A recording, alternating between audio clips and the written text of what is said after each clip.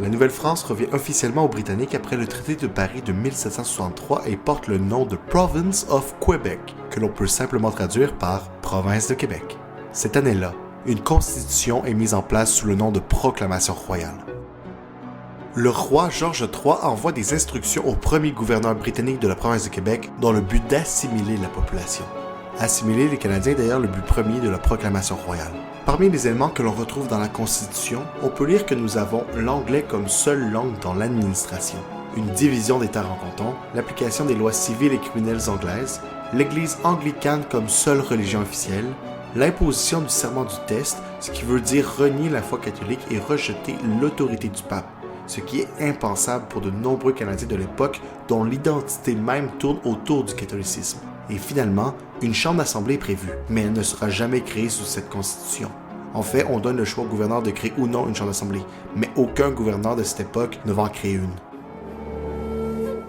Avec la proclamation royale, l'énorme territoire des Canadiens est réduit à la vallée du Saint-Laurent. Devant la révolte des Autochtones menée par Pontiac dans la région des Grands Lacs et de la vallée de l'Ohio, le gouvernement britannique est poussé à laisser ces territoires aux Autochtones. On interdit même aux colons britanniques de s'installer sur ce territoire. Pour ce qui est de la structure politique, une nouvelle structure remplace le gouvernement royal de l'époque de la Nouvelle-France. En haut de cette structure, on retrouve le roi et le Parlement britannique qui se trouvent en Angleterre. Dans la province de Québec, c'est le gouverneur qui est à la tête de la colonie, ce qui rappelle le modèle français. Le gouverneur est nommé par le roi et a les pleins pouvoirs pour diriger la province de Québec, en plus d'être à la tête de l'armée. Le gouverneur s'entoure d'un conseil formé de membres que le gouverneur nomme lui-même.